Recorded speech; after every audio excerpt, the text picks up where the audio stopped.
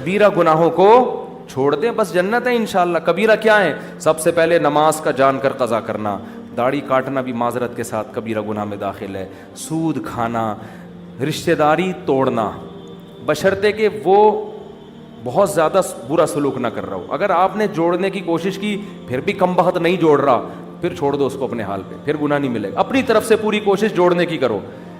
ماں باپ کو ستانا، کبھی کبھار اونچ نیچ ہو جاتی ہے، بار بار ہو رہی ہے، پھر یہ ٹھیک نہیں ہے۔ باپ سے اگر نہیں بنتی نا، ہر وقت ہی چک چک الگ رہ لو۔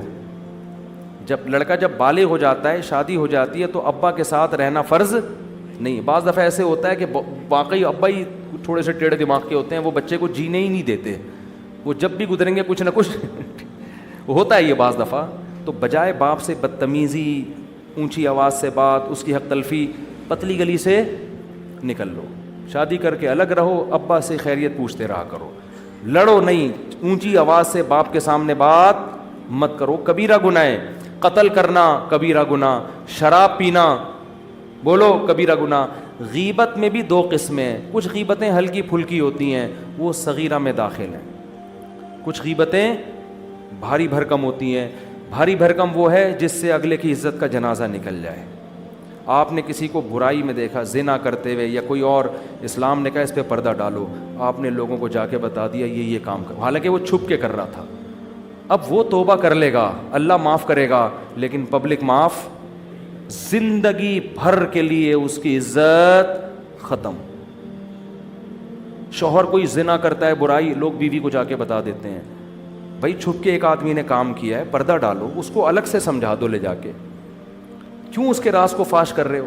اب بیوی کو جب بتا دیا، ہو سکتا ہے شوہر بعد میں تبلیغ میں وقت لگائے، کچھ بھی کرے، توبہ کرے، اللہ معاف کرے گا، لیکن عورت کے دل میں جو بال آ گیا، جو اس کا گھر تباہ ہوگا، برباد ہوگا، یہ اب اس کی تلافی کبھی بھی بولو نہیں ہو۔ پردہ ڈالنے کا، عورت کے جرم پہ بھی، مرد کے جرم پر بھی پردہ ڈالنے کا حکم ہے، ہائی لائٹ کرنے کی اجازت نہیں ہے۔ بڑا تلاش کر رہے ہوتے ہیں کہیں سے کوئی عیب ملے تو بتائیں دنیا کو جا کے۔ اور کیا ہے کبیرہ گناہ ہے؟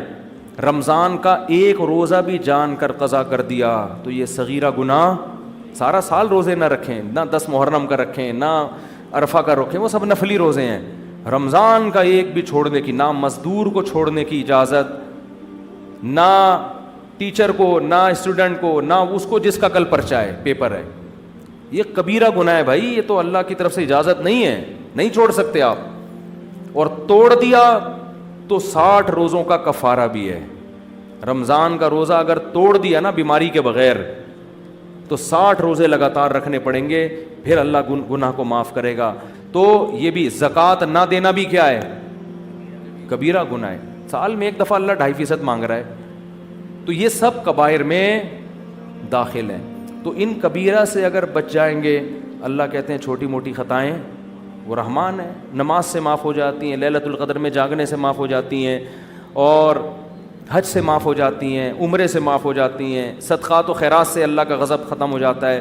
لیکن ان کبیرہ گناہوں سے بچنا بہت ضروری، جن میں سب سے پہلا میں نے بتایا نماز کا قضا، عورت کا پردہ نہ کرنا۔